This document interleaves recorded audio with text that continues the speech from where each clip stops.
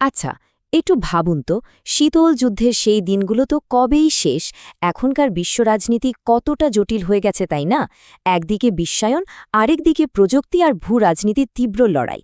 আর এই একেবারে বদলে যাওয়া, যাকে আমরা বলছি নতুন বিশ্ব ব্যবস্থা, সেখানে একটা দেশ কিন্তু দারুণভাবে ছক্কা হাঁকাচ্ছে। ঠিক ধরেছেন, ভারতের কথাই বলছি।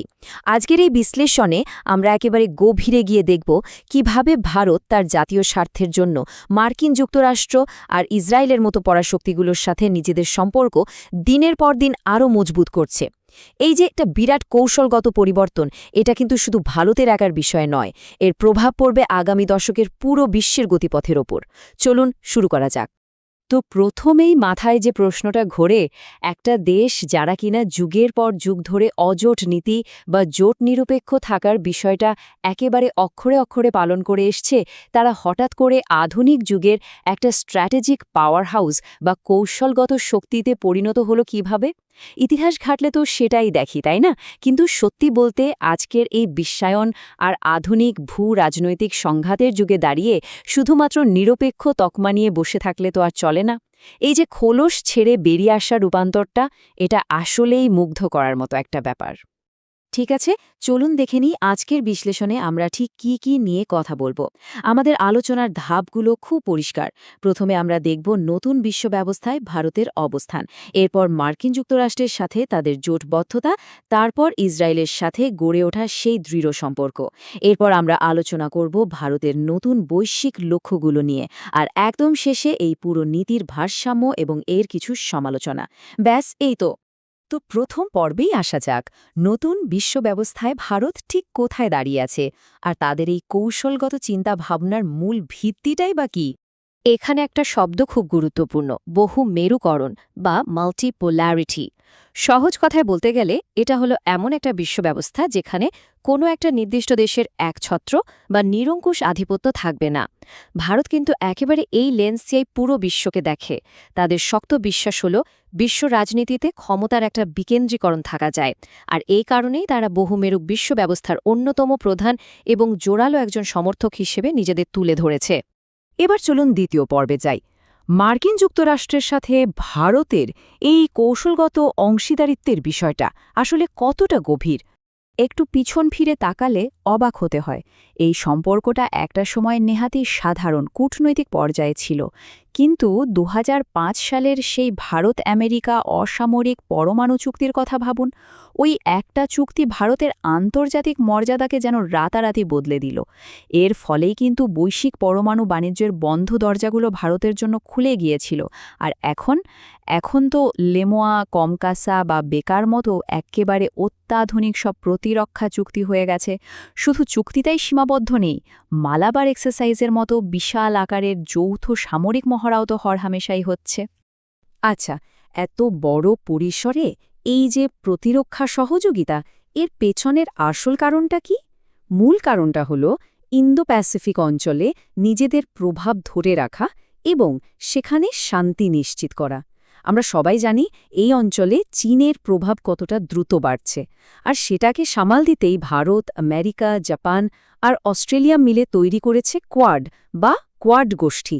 এটা কিন্তু ইন্দো প্যাসিফিক অঞ্চলের নিরাপত্তার জন্য ভীষণ সুচিন্তিত আর মাস্টারস্ট্রোক একটা পদক্ষেপ।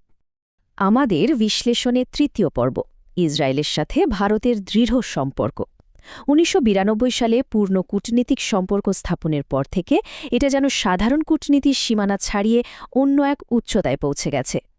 আর এই বিষয়টা চমৎকারভাবে ফুটে ওঠে যখন আমরা দেখি ইসরায়েল আসলে ঠিক কোন কোন জায়গায় ভারতকে সাপোর্ট দিচ্ছে। প্রতিরক্ষা খাতের কথাই ধরুন না, ইসরায়েল এখন ভারতের অন্যতম প্রধান অস্ত্র সরবরাহকারী।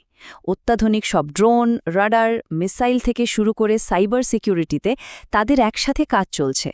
আবার অন্যদিকে কৃষি খাতে তাকান, ওই যে ড্রিপ সেচ বা জল সংরক্ষণের মতো দারুণ সব আধুনিক প্রযুক্তি, সেগুলো দিয়ে ইসরায়েল ব্যাপকভাবে সাহায্য করছে।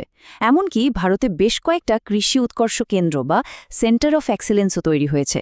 আর হ্যাঁ, সন্ত্রাসবাদ দমনের বেলায় গোয়েন্দা তথ্যের যে আদান প্রদান, সেটা এই সম্পর্কের একটা ভীষণ শক্তিশালী দিক। তো এত সব স্ট্র্যাটেজিক জোট আর গভীর সম্পর্কের পর স্বাভাবিকভাবেই মাথায় আসে ভারত আসলে চাইছেটা কি? তাই আমরা চলে এলাম চতুর্থ পর্বে, যেখানে আমরা দেখব ভারতের নতুন বৈশ্বিক লক্ষ্য আর এর পেছনের 5টি মূল উদ্দেশ্য। এই পুরো ত্রিমাত্রিক ভূ-রাজনৈতিক খেলার পেছনে ভারতের মূলত 5টা লক্ষ্য কাজ করছে। প্রথমটা বেশ ইন্টারেস্টিং, কৌশলগত আত্মশাসন ধরে রাখা। মানে আমেরিকার খুব কাছের বন্ধু হব ঠিকই, কিন্তু পুরোপুরি কারো পকেটে ঢুকে যাব না। দ্বিতীয়ত, জাতীয় নিরাপত্তা। বিশেষ করে চীন আর পাকিস্তানের মতো পড়শিদের দিক থেকে আসা চ্যালেঞ্জগুলোর মোকাবেলায় এই বন্ধু রাষ্ট্রগুলোর সাপোর্ট তো লাগবেই।